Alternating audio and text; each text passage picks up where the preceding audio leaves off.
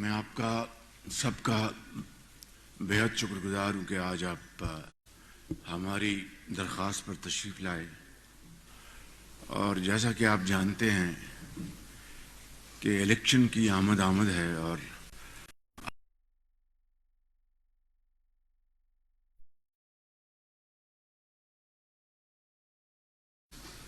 فیصلہ کر دیں گے کہ پاکستان کا مستقبل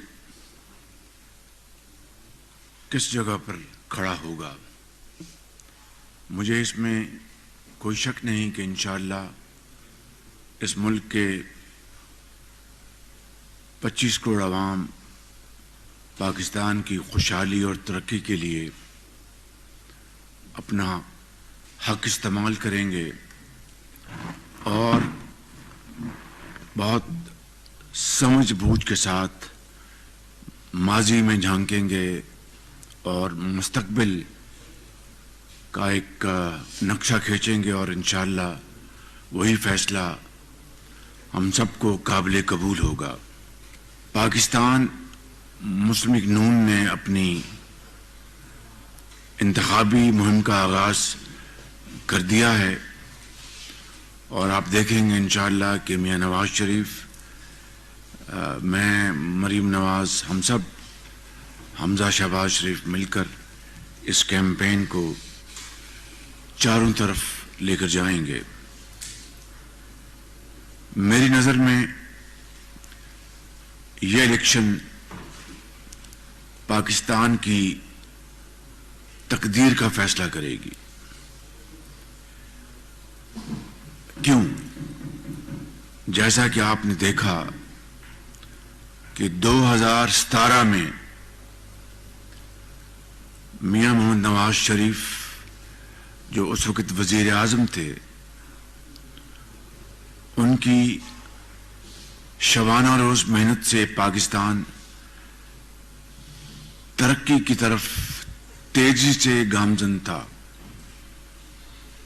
اور دن رات بجلی کے اندھیروں کو ختم کرنے کے لیے کام ہو رہا تھا۔ زراعت، صنعت اور حرفت کو ترقی دی جا رہی تھی۔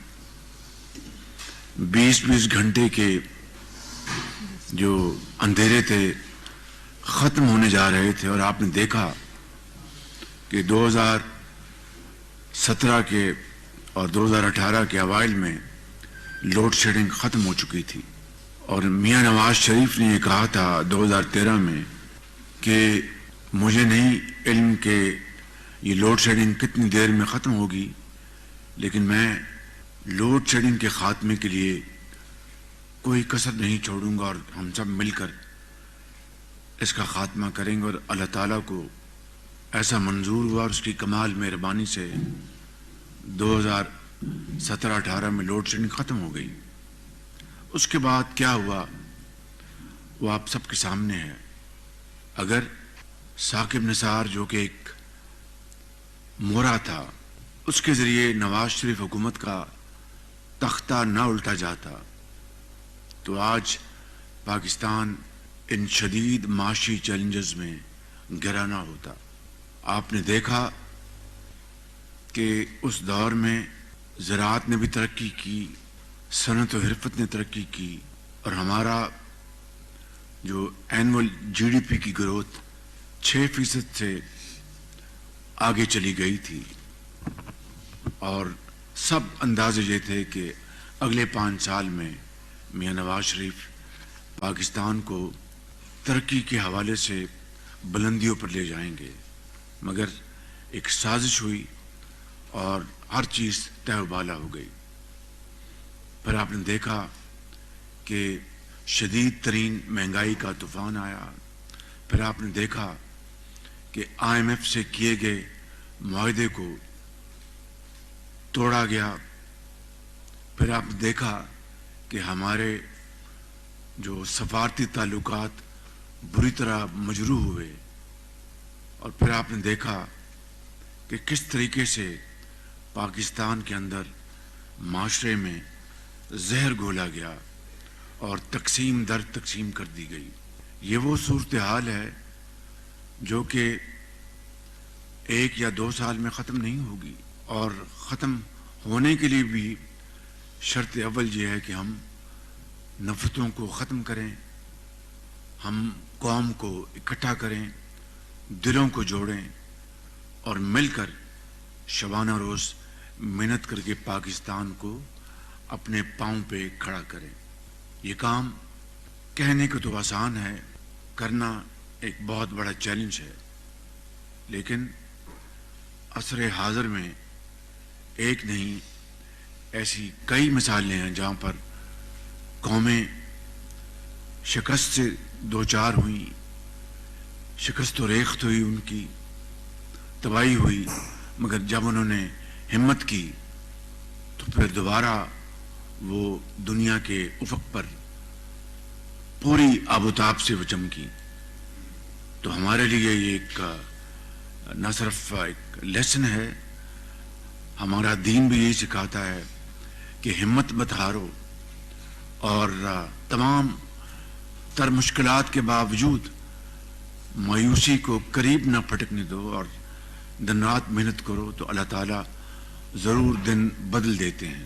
یہ ہے وہ میرے نزدیک اور میرے قائد میاں محمد نواز شریف کے نزدیک 8 فروری کے انتخاب کا نچوڑ، اور اسی سفر کو جس کو 2017 میں ڈنڈے اور بلے سے ختم کر دیا گیا، اس کو دوبارہ شروع کرنا یہ میاں نواز شریف کی سب سے بڑی ان کی خواہش ہے۔ اگر اللہ تعالیٰ نے ان کو موقع دیا انشاءاللہ تو یہ سفر دوبارہ جاری ہوگا، یہ سفر دوبارہ اس کا آغاز ہوگا، لیکن آپ یہ اندازہ کر لیں کہ یہ 6-7 سال قوم کے کس طرح برباد کیے گئے، کس طرح ہم معاشی تباہی کے ہم کنارے پر پہنچ گئے، اور بامر مجبوری ہمیں 16 ماہ میں، جو کہ ہماری ایک کولیشن گورنمنٹ تھی، ہم نے دن رات کوشش کی اور مل کر پاکستان کو دیوالیہ ہونے سے بچا لیا۔ یہ اللہ تعالیٰ کا بے پایاں فضل و کرم تھا، وگرنہ آپ یقین کریں کہ پٹرول تیل تو دور کی بات ہے، عوام کو ایک وقت کی روٹی بھی نہ مل پاتی، ادویات نہ مل پاتی، اور کاروبار، صنعت، زراعت سب ختم ہو جاتا، اور لاکھوں لوگ بے روزگار سڑکوں پر ہوتے، اور ہر طرف ایک تباہی کا منظر ہوتا۔ آپ اگر اس کو سوچیں تو میں سمجھتا ہوں کہ رات کی نیندیں اڑ جائیں۔ یہ اگر صورتحال خدا نخواستہ ہوتی تو میں سمجھتا ہوں کہ اگر اللہ تعالیٰ کی عدالت میں مجھ سے یہ پوچھا گیا کہ تم نے بطور وزیر اعظم تم نے کیا خدمت انجام دی، تو میں کہوں گا کہ پاکستان کو دیوالیہ ہونے سے بچا لیا۔ اس کے لیے سیاسی قیمت ہم نے بے پناہ ادا کی ہے، کوئی شک نہیں ہے، لیکن مجھے، میرے قائد کو، میری پارٹی کو 1 سیکنڈ کے لیے بھی کوئی ملال نہیں۔ اگر سیاست نہ بچتی اور ریاست بچ گئی تو یہ کوئی قیمت نہیں ہے، ریاست بچ گئی تو سیاست بھی انشاءاللہ واپس آ جائے گی، اس کا آپ اشاریہ خود آپ اس کا اندازہ لگا رہے ہیں۔ اس کے علاوہ مجھے ابتدائی ایک دور پر یہ بھی کہنا ہے کہ ہمارا جو منشور ہے، مینیفیسٹو ہے، اس کے بارے میں میرے قائد نواز شریف خود آپ کو چند روز میں اس کے بارے میں آگاہ کریں گے، لہذا اس میں جائے بغیر میں صرف یہ عرض کروں گا کہ جس طرح میاں نواز شریف نے اپنے ماضی قریب اور ماضی بعید میں پاکستان کی معیشت کے لیے جو خدمت کی ہے، اس کی کوئی دوسری مثال نہیں۔ اور میں یہ اس لیے نہیں کہہ رہا کہ وہ میرے بڑے بھائی ہیں، لیکن حقائق یہ ہیں، فیکٹس یہ ہیں جس کو کوئی بھی اس کی تردید نہیں کر سکتا۔ آج پاکستان کے اندر سب سے بڑا چیلنج بھی ہے اور اپرچونٹی بھی ہے، وہ ہماری نوجوان نسل ہے۔ پاکستان کے پاس نہ تیل ہے، نہ گیس ہے، گیس ختم ہونے کی وجہ سوئی گیس اب اس کا بہت تھوڑا سا اس کا ڈپازٹ ہے اور تھوڑی بہت گیس سندھ میں ہے یا کے پی میں، لیکن وہ ذخائر جو ہونے چاہیے وہ ہمارے پاس نہیں، تیل بھی ہمارے پاس نہیں، اربوں ڈالر صرف کر کے ہم سالانہ امپورٹ کرتے ہیں. تو وہ کون سی چیز ہے جو پاکستان کو ترقی اور خوشحالی سے ہمکنار کروا سکتی ہے؟ وہ ہے ہماری نوجوان نسل. یہ جو بلج ہے، یوتھ بلج، کروڑوں بچے اور بچیاں جو اس وقت 16 سال سے لے کر 30 سال کی بریکٹ میں ہیں، یہ ہے وہ پاکستان کا مستقبل، درخشندہ مستقبل. یہ ہے پاکستان کا اثاثہ، یہ ہے پاکستان کی دولت. اگر ہم ان کو علم کے زیور سے آراستہ پیراستہ کریں گے، ان کو جدید تعلیم سے ہمکنار کروائیں گے، چاہے وہ انفارمیشن ٹیکنالوجی ہے، چاہے وہ ووکیشنل ٹریننگ ہے، چاہے وہ ملک کے اندر جس طرح یہ عرفہ ٹاور، میں نے کل بھی ایک اپنے انٹرویو میں کہا، آپ دیکھیں عرفہ ٹاور میں وہ تمام جو اس کی جتنی بھی منزلیں ہیں وہاں پر آئی ٹی کے کمپنیز ہیں، 7 یونیورسٹی ہے، پاکستان کی پہلی انفارمیشن ٹیکنالوجی یونیورسٹی. اس طرح کی ایک نہیں، درجنوں یونیورسٹیاں پاکستان میں بنانا ہوں گی. اس طرح کے سینکڑوں کالجز پاکستان بھر میں بنانے ہوں گے. اور اسکول لیول پر 8ویں اور 9ویں جماعت کے بعد وہ بچوں کا ٹیلنٹ کا میجر کر کے جو آگے یونیورسٹیوں میں جانے کے قابل ہیں ان کو وہاں بھیجا جائے، جو نہیں ان کو ہم ووکیشنل ٹریننگ دلوا کر اسکلڈ ڈیولپمنٹ ان سے کروائیں. اور پاکستان اللہ تعالیٰ کے فضل و کرم سے چند سالوں میں جن کے پاس تیل کی دولت ہے یا گیس کی دولت ہے، اس سے بڑھ کر پاکستان الحمدللہ خوشحال اور باوقار طریقے سے دنیا میں اپنا لوہا منوا سکے گا. مگر اس کے لیے شرط یہ ہے کہ ہماری ڈائریکشن، اس کی سمت صحیح ہو اور اس کے لیے تمام توانائیاں اور وسائل ہم اس میں جھونک دیں. اسی طریقے سے زراعت پاکستان کی بیک بون ہے، ریڑھ کی ہڈی ہے. ہم نے بدقسمتی سے 76 سالوں میں شروع کے جو 1-2 دہائیاں تھیں کام ہوا، اس کے بعد پھر سب کچھ دھرے کا دھرا رہ گیا. آج دنیا کے وہ ممالک جو ہم سے سیکھتے تھے زراعت میں، ہم سے کہیں آگے چلے گئے ہیں. قرب و جوار میں، دور دراز علاقوں میں وہ ممالک کاٹن میں ہم سے آگے چلے گئے، ہم سے گنے کی فصل میں، گندم کی فصل میں. یعنی انہوں نے جدید ٹیکنالوجی، جدید انہوں نے جو سکلز اپنائیں اور زراعت کی پیداوار دگنی تگنی کر لی. 4 فصلیں ایک سال میں انہوں نے حاصل کی اور ہم وہیں کے وہیں کھڑے ہیں. یہ ہیں وہ مختصراً جو اہداف جن کے اوپر ہم کام کریں گے انشاءاللہ تو یقین کریں کہ بے پناہ اس کے ثمرات ہوں گے. اور پاکستان کو ایک دن آئے گا جلد کہ کشکول ٹوٹ جائے گا انشاءاللہ. لیکن شرط یہ ہے کہ ہماری سمت درست ہو، ہم لڑائی جھگڑے اور نفرت پھیلانے کے بجائے محبتیں بانٹیں اور اپنی جو ہماری جو اس قوم کی جو ضروریات ہیں اس کے لیے ہم جت جائیں مل کر. تو میں سمجھتا ہوں کہ یہ وہ مختصراً ایک خاکہ ہے جو میں آپ کے سامنے میں پیش کرنا چاہتا تھا. اور یوتھ کے اوپر، نوجوان نسل کے اوپر، یہ میں آج انتخاب کے حوالے سے بات نہیں کر رہا. نواز شریف کا جو ماضی کا ریکارڈ ہے اس کو سامنے رکھ کر میں بات کر رہا ہوں. نواز شریف کی لیڈرشپ میں، ان کی وزارت عظمیٰ میں آپ جانتے ہیں کہ لاکھوں بچوں اور بچیوں کو جو کہ انتہائی ذہین اور فتین مگر ان کے ماں باپ کے پاس وسائل نہیں تھے، اربوں روپے کے تعلیمی وظائف دیے گئے. یہ بات سامنے دیوار پہ لکھی ہے، آپ سب جانتے ہیں. اور آج وہ ڈاکٹرز اور انجینئرز بن چکے ہیں ہزاروں لاکھوں. نواز شریف کی لیڈرشپ میں آپ جانتے ہیں کہ جنوبی پنجاب میں بچیوں کو اسکولوں میں ریٹین کرنے کے لیے ان کے وظائف بڑھائے گئے، جس کے لیے اربوں روپے خرچ کیے گئے. نواز شریف کی لیڈرشپ میں ہم نے پنجاب اسکلز ڈیولپمنٹ کمپنی بنائی اور غریب ترین بچوں اور بچیوں کو ان کو مفت وہاں پر ان کو اسکلز کی ٹریننگ دی.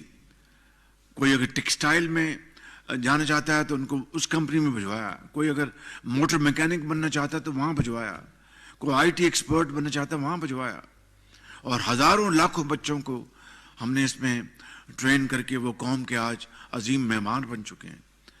نواز شریف کے دور میں دانش اسکول، آپ سب جانتے ہیں، میں زیادہ وقت نہیں لوں گا. نواز شریف کے دور میں لاکھوں بچوں اور بچیوں کو صرف قابلیت کی بنیاد پر لیپ ٹاپس دیے گئے.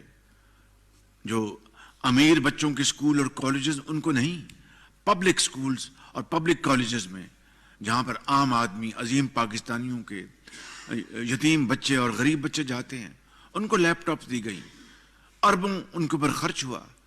یہ میں نے چند مثالیں دی ہیں. نواز شریف کے دور میں ہسپتالوں میں مفت علاج ہوا، مفت ادویات ملی، پی کے ایل آئی بنا، پورے پنجاب کے ہسپتالوں کی شکل بدل دی گئی. غریب اور یتیم اور بیوہ کے لیے علاج مفت تھا، ultrasound, C T scan سب فری تھا. لیبس بنائی گئیں، میڈیکل لیبس پورے پنجاب میں اس کا جال پھیلایا گیا. میں زیادہ وقت نہیں لینا چاہتا. یہ ہے وہ ریکارڈ جس کی بنیاد پر میں آپ سے یہ گزارش کر رہا ہوں کہ یہ ہے وہ ریکارڈ جس کی بنیاد پر میاں نواز شریف قوم سے اس کیمپین میں گفتگو کریں گے اور بتائیں گے اپنا اگلا ویژن، سوچ، کس طرح ہم نے پاکستان کو قرضوں سے نجات دلانی ہے، کس طرح ہم نے پاکستان کو ہم نے انشاءاللہ اپنے پاؤں پہ کھڑا کرنا ہے. کب تک ہم پاکستان کے وقار کو مجروح کرتے رہیں گے، کب تک ہم آئی ایم ایف کے پاس جاتے رہیں گے. یہ ہیں وہ چپتے ہوئے سوال جس کا جواب آپ کو 8 فروری کو اس قوم کے غیور عوام دیں گے اپنے ووٹ کے ذریعے. اور اگر میاں نواز شریف کو اللہ تعالیٰ کے فضل و کرم سے ایک اچھی میجورٹی ملی تو میں آپ کو یقین دلاتا ہوں کہ انشاءاللہ وہ دن رات ایک کر دیں گے اور پاکستان کی حالت بدلنے کے لیے، زراعت کو ترقی دینے کے لیے. کس کے زمانے میں سستی کھاد ملتی تھی، کس کے زمانے میں ٹیوب ویل زراعت کے لیے ان کو سبسڈائز بجلی ملتی تھی، کس کے زمانے میں اس صوبے میں زرعی کسان بھائیوں کے لیے چھوٹے انٹرسٹ فری لونز دیے گئے، بے روزگار بچوں اور بچیوں کو انٹرسٹ فری لونز ملے اور ان کو روزگار پہ لایا گیا. 50,000 گاڑیاں نوجوان بچوں اور بچیوں کو دی گئیں انٹرسٹ فری لونز کے ذریعے. یہ ہیں وہ الحمدللہ حقیر خدمات میاں نواز شریف کی اس قوم کے لیے. اور اب آئندہ چیلنجز بھی بہت ہمالیہ نما ہیں. اس کے لیے وہی ہمالیہ نما سوچ اور ویژن ہوگا اور یہ کمٹمنٹ اور یہ ایک جذبہ دلوں میں ہوگا کہ ہم نے پاکستان کی تقدیر بدلنی ہے تو تقدیر ضرور بدلے گی. اگر ہم نے ماضی قریب کی طرح اپنا بلے سے ہر چیز طے و بالا اگر جس طرح ہوئی، اگر اسی کو ہم خدا نخواستہ اسی میں اس کا شکار ہو گئے تو ہر طرف تباہی ہوگی. لہذا نواز شریف کا یہ ایک سوچ ہے، پختہ سوچ ہے، بطور ایک پاکستانی کے، بطور ایک سیاستدان کے، بطور ایک مدبر کے، کہ انہوں نے دلوں کو جوڑنا ہے اور مشاورت سے مل کر پاکستان کو آگے لے کے جانا ہے. میں ان الفاظ کے ساتھ آپ کا شکریہ ادا کرتا ہوں کہ آپ نے بڑے تحمل سے میری گزارشات کو سنا. میں آپ کا بہت شکر گزار ہوں. اب آپ کے سوالات. میرا سوال یہ ہے کہ اس دوران 2017 میں بھی آپ نے دیکھا کہ بہت سارے ایسے لوگ تھے جو آپ کو چھوڑ رہے تھے، وہ سازش کے حصہ بنے یا جو بھی. اب پھر آپ الیکٹیبلز کو اپنی ٹکٹ بھی دے رہے ہیں اور جماعت میں شامل کر لیا گیا ہے، آپ کی حکومت بن جاتی ہے تو جس طرح سے اب آپ اپنے ماضی میں عدلیہ اور دیگر کو جو ہے صورتکاروں کو ذمہ دار ٹھہرا رہے ہیں، تو آپ نہیں سمجھتے کہ الیکٹیبلز کو شامل کر کے آپ اپنی جو ہے وہ حکمت عملی بہتر نہیں ہے کہ کل کو پھر یہ چھوڑ سکتے ہیں؟ دیکھیے، یہ ایک سیاسی حکمت عملی ہے. ہر پارٹی اپنا ایک پروگرام بناتی ہے. ہم نے یہاں پر آپ نے دیکھا کہ ہفتوں یہاں پر پارلیمنٹری بورڈز کی میٹنگ خود میاں نواز شریف نے چیئر کی. اور میں آپ کو بلا خوف تردید بتا سکتا ہوں کہ ہم نے ورکرز کو بھی ٹکٹ دی ہیں اور ان کو بھی ٹکٹ دی ہیں جو الیکشن جیت سکتے ہیں. تو یہ ایک کمبینیشن ہے, یہ ایک سیاسی حکمت عملی ہے. اس کا میاں نواز شریف کا جو ویژن ہے پاکستان کے مستقبل کو کس طرح سنوارنا ہے, اس یعنی عوام کی طاقت سے وہ پوری طرح اس جو ہاؤس میں ان کی جو اسٹرینتھ ہوگی اس کو وہ بروئے کار لائیں گے اس ملک کی غربت, بے روزگاری اور مسائل کو حل کرنے کے لیے. پولیٹیکل پارٹی ہے, پولیٹیکل پارٹی میں ہر طرح کے لوگ ہوتے ہیں, بات کرتے ہیں, اپنا مدعا بیان کرتے ہیں, اپنی وہ تنقید کرتے ہیں, اور لیڈرشپ کا فرض ہے کہ ان کو تحمل سے سنیں, ان کی باتوں کو غور سے سنیں اور پھر جو مناسب فیصلے وہ کریں. جس شخص کی دیانت کی اور محنت کی سارے صوبے بھی ایک مثال دیتے تھے, ایڈمنسٹریٹر وائز بھی کہ بہترین ایڈمنسٹریٹر ہیں, تو آپ یہ تسلسل جو ہے لوگ میاں شہباز شریف کو بھی دیکھنا چاہتے ہیں لیڈ کرتے ہوئے کہ وہ اسی جدت کے ساتھ لیڈ کریں. اور جن حالات میں آپ نے ملک کو نکالا, جب آپ آئے تھے وہ بھی صورتحال ہمارے سامنے ہے, جب آپ نے نکالا اور ان لوگوں کو آپ نے ساتھ بٹھایا جو ایک ساتھ بات نہیں کرتے تھے, آپ ان کو ساتھ لے کے چلے, آپ نے ان کو ساتھ لے کے ان کو اعتماد میں لیا, تو کیا وہ تسلسل جاری رہے گا جس طرح آپ فرنٹ لائن پہ وہ تسلسل جاری رکھیں گے؟ جی بالکل, میاں نواز شریف صاحب پوری مشاورت کریں گے اور اپنے ساتھیوں کو ساتھ لے کر چلیں گے. جو دوسری پارٹیز ہیں ان سے بھی مشاورت کی جائے گی. اور جس طرح میں نے کئی دفعہ کہا charter of economy, Mian Nawaz Sharif اس میں بلیو کرتے ہیں, اور انشاءاللہ آپ دیکھیں گے کہ یہ مشاورت کا سلسلہ وسیع ہوگا اور اسی کے ذریعے پاکستان کی تقدیر بدلے گی انشاءاللہ. میں یہ پوچھنا چاہ رہا ہوں کہ جو مینیفیسٹو ہے اس کے اندر یوتھ کے لیے آپ نے ابھی اعلان کیا, لیکن کوئی انڈسٹریل ریولوشن یا اس حوالے سے کوئی بات نہیں کی, وہ ذرا تھوڑا سا ایکسپلین کریں کہ کس طرح اس کو لارج اسکیل پہ ہم کر سکتے ہیں. میں نے مینیفیسٹو کی بات کر دی کہ وہ میاں نواز شریف صاحب جلد پیش کرنے والے ہیں اور اس کی تفصیل آپ کے سامنے آ جائے گی, لیکن جو اس کے جو براڈ جو خد و خال ہیں وہ میں نے بیان کر دی ہے کہ پاکستان کی ہماری جو نوجوان نسل ہے اس کے اوپر ہم نے اربوں کھربوں انویسٹ کرنے ہیں, اور یہی پاکستان کا انشاءاللہ ایک شاندار اور بہت ہی چمکتا ہوا ایک مستقبل بن جائے گا. زراعت ہماری بیک بون ہے, انفارمیشن ٹیکنالوجی اس کے اوپر ہم نے توجہ دینی ہے. باقی تفاصیل آپ کے سامنے آ جائیں گے. آپ نے باقاعدہ پارٹی کو دوبارہ واپس لے کے آئے اپنی سیاست کی وجہ سے, اور اگر آپ اس وقت یہ سیاست نہ کرتے تو شاید آپ کی پارٹی اس ڈگر پہ واپس نہ آ پاتی. تو کیا آپ نے اپنی پارٹی کو یہ کلیئر میسج دے دیا ہے کہ صرف ہم نے وہی پالیٹکس کرنی ہے جو ایکسیپٹیبل ہے اس ملک میں؟ شکریہ. آپ نے دیکھا 21 اکتوبر کو میاں نواز شریف نے مینار پاکستان میں تمام اپنا جو اخلاص کے ساتھ پوری قوم کو بتایا کہ وہ واپس آئے ہیں تو ان کا کیا مقصد ہے کہ ٹوٹے ہوئے دلوں کو جوڑنا, اس ملک کے اندر جو زہر گھولا گیا اس کو ختم کرنا اور پاکستان کو ترقی اور خوشحالی سے ہمکنار کروانا. اس کے لیے وہ مشاورت کے ساتھ چلیں گے اور تمام جو آئینی ادارے ہیں آئین کے دائرے میں رہتے ہوئے سب سے مشاورت کر کے وہ آگے لے کے چلیں گے. یہ بات بڑی واضح انہوں نے کر دی. ڈنڈا بھی نہیں ہے ان کے پاس اور بلہ بھی لے لیا گیا ہے, تو آپ کیا سمجھتے ہیں کہ وہ پھر رکاوٹ بن سکتے ہیں آپ کے لیے؟ گزارش یہ ہے کہ بلہ کیا میں نے لیا ہے یا نواز شریف نے لیا ہے؟ پوری قوم نے دیکھا, دنیا نے دیکھا, 10 گھنٹے وہ سپریم کورٹ کی پروسیڈنگز لائیو چلی, وہاں پر ثبوت پیش کرتے جو ان سے مانگے گئے, وہاں پر وہ تمام جو دلائل تھے وہ دیتے جو ان سے پوچھے گئے. وہاں پر ثبوت میں نے تو پیش نہیں کرنے تھے یا میاں نواز شریف نے تو پیش نہیں کرنے تھے.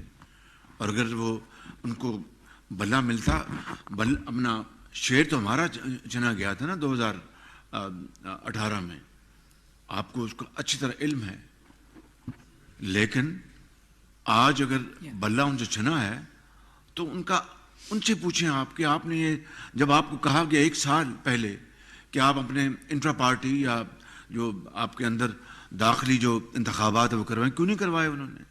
کیوں نہیں الیکشن کمیشن کی وہ ساری جو انہوں نے ضروریات پوری کی؟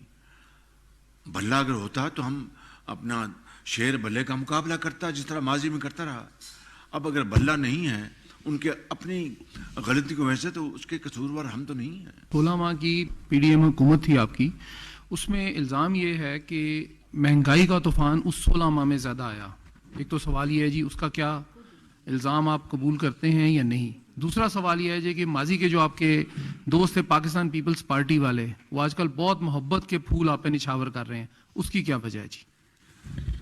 دیکھیے بھٹی صاحب, مہنگائی جو 2017-18 میں تھی وہ سارے اشاریے آپ کو علم ہے, میں وقت نہیں ضائع کرتا. تاریخ کی سب سے کم سطح پر مہنگائی یا جس کو انفلیشن کہتے ہیں وہ نواز شریف کے دور میں تھی 3.5%. اس کے بعد جب 2018 میں ایک سازش کے ذریعے عمران خان کو وزارت عظمیٰ کی کرسی پر بٹھایا گیا تو آپ نے دیکھا ان 4 سالوں میں کیا ہوا. میں نے بتا چکا ہوں, ریپیٹ نہیں کرنا چاہتا, کہ چینی جو 52 روپے پہ تھی وہ 100 روپے کو کراس کر گئی. جو آٹا جو 35 روپے کلو تھا وہ کہاں آسمانوں سے باتیں کرنے لگا. چینی انہوں نے ایکسپورٹ کی پھر امپورٹ کی, گندم ایکسپورٹ کی پھر امپورٹ کی, ڈالرز اربوں ڈالر ضائع کیے, لوگوں کی جیبوں میں ونڈ فال پروفٹ گئے. پھر جو حقائق سے منہ نہیں چرانے چاہیے, عالمی منڈیوں میں تیل کی قیمتیں آسمان سے باتیں کر رہی تھیں, یہ میں مانتا ہوں, اس سے اپنے قیمتیں ضرور بڑھی, اس کا ایک فیکٹر ہے جس کو آپ ڈینائی نہیں کر سکتے. لیکن IMF کے ساتھ جو معاہدہ تھا اس کو توڑ دیا اور دیکھا کہ شاید ووٹ آف نو کانفیڈنس آئے گا تو بغیر کسی بجٹ کے اربوں خربوں انہوں نے ضائع کر دیے. تو یہ جو مس مینجمنٹ تھی, جب ہم نے اقتدار سنبھالا اور 16 پارٹیز کی 13 پارٹی کی ایک کولیشن گورنمنٹ تھی, تو دن رات ہم نے کافی کوششیں کی. سیلاب سے ہم نمرد آزما ہوئے, 100 ارب روپے ہم نے خرچے دن رات. میں ہمارا ہر جگہ پہنچا, کوئی احسان نہیں تھا, میرا یہ فرض تھا. جو ایک ماضی کی بھی جب سیلاب آئے پنجاب میں تو آپ نے دیکھا میں ایک حقیر خدمت کرتا رہا. IMF کا تھا, مہنگائی کا تھا, یہ ایک بڑے بڑے چیلنجز تھے جس کو ہم نے فیس کیا. سفارتی تعلقات بری طرح مجروح ہو گئے تھے, فورن ایکسچینج ریزرو ہم نے کر لیتے. تو مہنگائی جو تھی بالکل میں اس سے انکاری نہیں ہوں, لیکن کیا یہ مہنگائی ہم جان بوجھ کر لے کے آئے؟ جو ماضی سے اس PTI کی حکومت سے ہمیں جو ورثے میں ملا, ہم نے بھرپور کوشش کی. جہاں پر اللہ تعالیٰ نے ہمیں کامیابی دی, میں نے آپ کو پھر کہا کہ اگر IMF کا معاہدہ نہ ہوتا, اس کی کڑی شرائط تھی کہ بجلی کی قیمتیں آپ کو بڑھانی پڑیں گی, آپ کو گیس کی قیمتیں بڑھانی پڑیں گی. اگر یہ ہم نہ مانتے تو معاہدہ نہ ہوتا, آج ملک کا شرازہ خدا نہ خواستہ بکھر گیا ہوتا معاشی لحاظ سے. تو میں سمجھتا ہوں کہ وہ اللہ تعالیٰ نے بڑا کرم کیا. میں اس بارے میں بالکل کلیئر ہوں. تو انشاءاللہ اگر اللہ تعالیٰ نے موقع دیا تو دیکھیں گے کہ نواز شریف کی لیڈرشپ میں وہی دور ترقی اور خوشحالی کا واپس آئے گا. اور جو پھولوں کی بات کی آپ نے, تو پھول جو ہیں پھول ہوتے ہیں, اس کی خوشبو سے پورا چمن مہکتا ہے. سر ایک تو بات یہ ہے کہ ملکی مسائل بہت گمبھیر ہیں, تو اللہ کے فضل سے آپ میں اور میاں صاحب میں یہ ایبلٹی تو ہے کہ آپ چیلنجز کو فیس کر کے ان کو سولوشن نکال لیں گے, مگر کیا یہ سادہ اکثریت سے ممکن ہو پائے گا؟ اور دوسری بات یہ کہ سیاسی مبصرین کہتے ہیں کہ شہباز صاحب جو ہے وہ نون لیگ کی سیاسی ساکھ کو بچا گئے ہیں, کیونکہ ملک اس وقت مزاحمت کا متحمل نہیں ہے, مفاہمت کا متحمل ہے. تو میرا کوشچن وہی ہے کہ کیا سادہ اکثریت سے ممکن ہو پائے گا یہ جو آگے آپ کو اگر گورنمنٹ ملتی ہے؟ دیکھیے میں عرض کروں گا 21 اکتوبر کو میاں نواز شریف نے اپنا ویژن دیا اور کہا کہ ماضی کی تلخیوں کو بھلا کر اب ہمیں سب کو مل کر سفر طے کرنا چاہیے. اور دوسری بات جو آپ نے کی, الحمدللہ انشاءاللہ آپ دیکھیں گے کہ میاں نواز شریف کی قیادت میں آپ کو سب سے امپورٹنٹ بات میں یہ کرنا چاہتا ہوں کہ ان کے اب دل و دماغ میں ایک ہی بات رچ بس گئی ہے کہ یہ ملک بڑی عظیم قربانیوں سے مارز وجود میں آیا ہے. 76 سال بعد بھی آج بھی عام آدمی، غریب، یتیم، بیوہ، ان کے لیے علاج، تعلیم آج بھی ایک شجر ممنوع جسے کہتے ہیں وہ ہے ان کے لیے. یہ پاکستان اس لیے نہیں بنا تھا.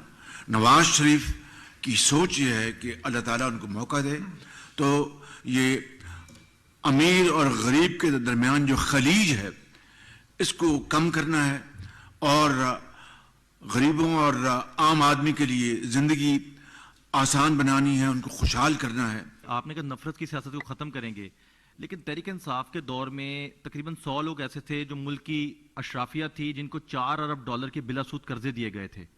اس حوالے سے کامیہ کمیٹی میں بھی معاملہ آیا تھا، بڑا کریٹیکل مسئلہ تھا. تو کیا آپ اس کو مستقبل میں ٹیک اپ کریں گے؟ کیونکہ کچھ لوگ فائدہ اٹھا جاتے ہیں اور باقی کروڑوں کے عوام جو ہے مشکلات کا شکار ہوتے ہیں.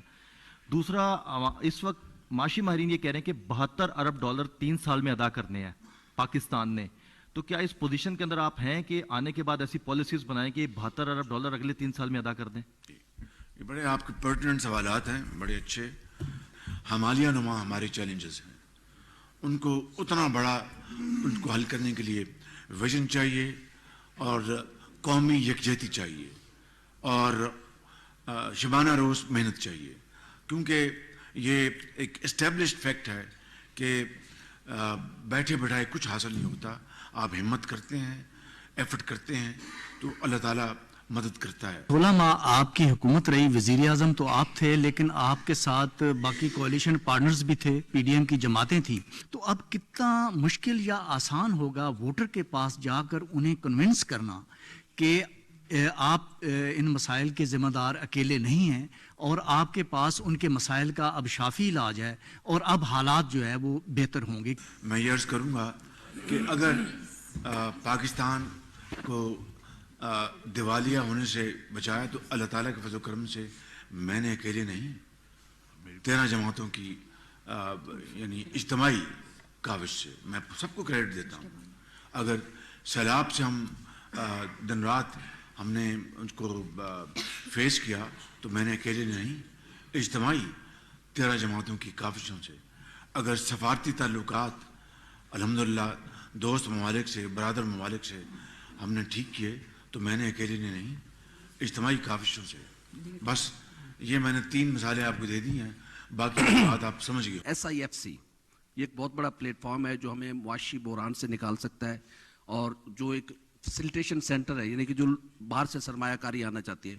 اگر آپ کی حکومت آتی ہے تو اس پلیٹ فارم کو کتنا یوز کریں گے جو کہ ہمارے لیے بہت آسانیاں پیدا کر سکتا ہے؟ یہ پلیٹ فارم باقاعدہ اس کو قانونی حیثیت مل گئی ہے اور یہ ایک پارٹنرشپ ہے حکومت اور مختلف اداروں کے درمیان.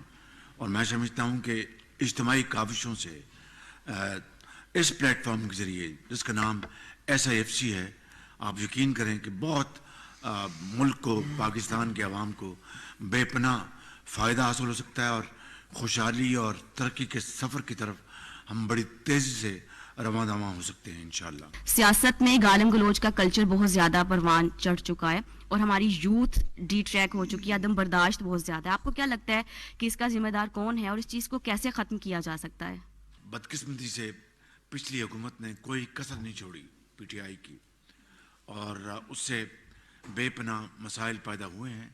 لیکن مجھے یقین ہے انشاءاللہ کہ ان انتخابات کے نتیجے میں اپنے نوجوانوں، بچوں اور بچیوں کے لیے ایک شاندار مستقبل کا نقشہ پیش کیا اور اس کے اندر عملی طور پر اچھے رنگ بھرنے کی کوشش کی تو یہ یوتھ پاکستان کا ایک بہت بڑا ایسٹ بن جائے گی. مجھے اس میں کوئی شک نہیں ہے. ایسا ماحول بنے کہ جس میں نفرتیں، گالی گلوچ کا جو اسباب ہیں ختم ہو جائیں اور میں آپ کو یقین دلاتا ہوں کہ میاں نواز شریف اس میں لیڈ لیں گے. پاکستان کے پاس سی پیک اور گوادر جیسے 2 منصوبے، پاکستان مسلم لیگ نون کی قیادت یہ سمجھتی ہے کہ یہ منصوبے پاکستان کی معاشی بحالی کے لیے اہم کردار ادا کر سکتی ہیں اور آپ کے منشور میں یہ شامل ہے کہ اس کو چلایا جائے گا اور وہ ورکنگ میں آئیں گے؟ کوئی شک نہیں، سی پیک پاکستان کی معیشت کے لیے بہت مفید یہ منصوبہ تھا اور ہے. और आप देखें कि सी पैक से पहले मियां नवाज शरीफ ने अपने पहले अदवार में 1990 का उनका दौर देखें, पाकिस्तान की जो इकॉनमी को जो लिबरल किया गया, आज़ाद किया गया, किसने किया? मियां मोहम्मद नवाज शरीफ ने। और हमारी जो करेंसी को बास्केट ऑफ करेंसीज के साथ किसने जोड़ा? मियां मोहम्मद नवाज शरीफ ने 90 की दिहाई में। और आपको याद होगा कि इंडिया ने उस ज़माने में उसको अडॉप्ट किया, बल्कि पब्लिकली उन्होंने कहा कि हम पाकिस्तान के जो इकोनॉमिक जो पाकिस्तान का विजन उसको फॉलो कर रहे हैं। और आपको याद होगा उसको पाकिस्तानी रुपए की कदर हिंदुस्तान के रुपए की कदर से ज़्यादा थी और कई महाजों में पाकिस्तान आगे था। बाकी उसके बाद पाकिस्तान को नज़र लग गई।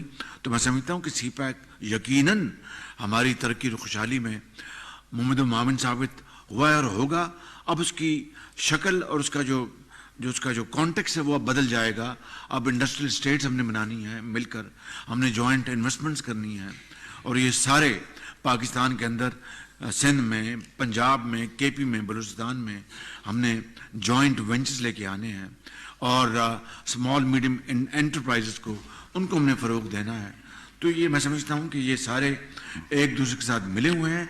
सी पैक की नौयत पीछे पहले और थी, अब और हो। ग्वादर का सर, गवादर आप देखिए, गवादर हमारी जो सेकंड पोर्ट है उसकी डेवलपमेंट पाकिस्तान की तरक्की और खुशहाली के लिए एक लाजम मलजूम है, एक प्री कंडीशन है। और उसके लिए 16 माह में गवादर की तरक्की और खुशहाली के लिए हमारी हुकूमत ने जो एफर्ट्स किए हैं वो ख़ुद आपके पास उसके सबूत आपके पास हैं। मेरा नहीं ख्याल कि कोई वज़ीर आज़म 16 माह में गवादर इतनी मरतबा गया होगा जितना मैं गया हूँ। ये नाचीज़ वो क्यों? ताकि बलूचिस्तान के गवादर के अवाम के लिए वो पोर्ट जिसके ऊपर अरबों रुपए खर्च हुए हैं बंद पड़ी थी और मट्टी की तह व समंदर में जम गई थी, बड़े जहाज आ नहीं सकते थे। हमने दोबारा वहाँ पर बाहर से जो गंदम, फर्टिलाइज़र और दूसरे इम्पोर्टेड जो सामान हैं वो गवादर मंगवाए और हमारी अफसरशाही कहती थी कि जी गवादर आता है, सामान उतरता है, उसके बाद अप कंट्री के लिए जो फ्रेट चार्जेस बहुत पड़ते हैं, कराची बेहतर है। ये माफिया, ये वो माफिया है जो नहीं चाहता कि कराची पोर्ट जो ये गवादर पोर्ट जो है वो बढ़े। मैंने कहा कोई बात नहीं, अगर एडिशनल फ्रेट पड़ता है हम देंगे, गवादर पोर्ट को हम दोबारा चालू करें और अल्हम्दुलिल्लाह उसमें कामयाबी हासिल हुई। लीग पाकिस्तान वापस पहुंचे हैं, उस वक्त सर्वे जो थे वोटर्स के हवाले से वो कुछ और बता रहे थे। अब मुस्लिम लीग नून जो है वो इंतखाबी तैयारियां भी कर रही है, लेकिन इतनी उसमें एतमाद है कि आप माशी माहरीन से मीटिंग्स भी कर रहे हैं कि आपको हुकूमत में आने का इतना यकीन है। तो ये यकीन इतना कैसे हो गया है कि हुकूमत में आपने ही आना है? और इसके साथ चेयरमैन आपको किसने कह दिया कि हमें यकीन है? सर अगर अल्लाह ताला ने चेयरमैन तरीके इंसाफ ने कहा है कि आपको 8 फरवरी को एक सरप्राइज मिलेगा, तो कोई सरप्राइज मिलने की कोई बंदोबस्त किया हुआ आपने? माशी माहरीन से मीटिंग करना क्या इस बात की गारंटी कि हमें हुकूमत मिल जाएगी? हम अपनी तैयारी कर रहे हैं कि अगर अल्लाह ताला ने मौका दिया तो हमें तैयार रहना चाहिए। ये है मकसद उसका। सरप्राइज जो उन्होंने कहा है चेयरमैन तरीके इंसाफ, we will give them a surprise इंशाल्लाह। अब तो कहा जा रहा है कि जेल से रोने की आवाजें भी आ रही हैं। आप तो कभी जेल में रोए नहीं थे, तो जब इक़्तिदार में आप आ जाएंगे उन्हें आम माफी का ऐलान कर देंगे इमरान खान के लिए? अल्लाह ताला की ज़ात उन्हीं से माफ़ी हम सबको मांगनी चाहिए। मैंने गुजारिश कर दी कि हमने तो कभी नहीं कहा था, नवाज शरीफ ने कभी नहीं कहा था, मैंने कभी नहीं कहा था कि हम इनको गर्दन से पकड़ेंगे, इनको उल्टा लटकाएंगे, इनको अपना सड़कों पे घसीटेंगे या रोएंगे, मैं इनको रुलाऊंगा। ये तो नवाज शरीफ ने कभी नहीं कहा था, ना हमने अपना कभी इसका सोचा भी, कहना तो दूर की बात है। अल्लाह ताला से हमें रहम मांगना चाहिए, मग़फ़िरत मांगनी चाहिए और इस मुल्क के अवाम पर अल्लाह ताला अपना रहम फरमाए। मुल्क में इतने मसाइल हैं कि अब मियाँ साहब की तरफ हर शख्स देख रहा है और मियाँ साहब ने इन मसाइल को हल भी करना है। इस वक्त आपका नारा भी है कि पाकिस्तान को नवाज दो।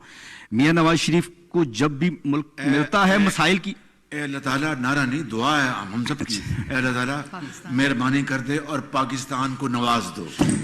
जब भी मसाइल नहीं है, दुआ है, दुआ है। जब भी मसाइल आती हैं तो ये दुआ आती है और मियाँ साहब को पाकिस्तान मिलता है बुरी हालात में, फिर वो बेहतर करते हैं।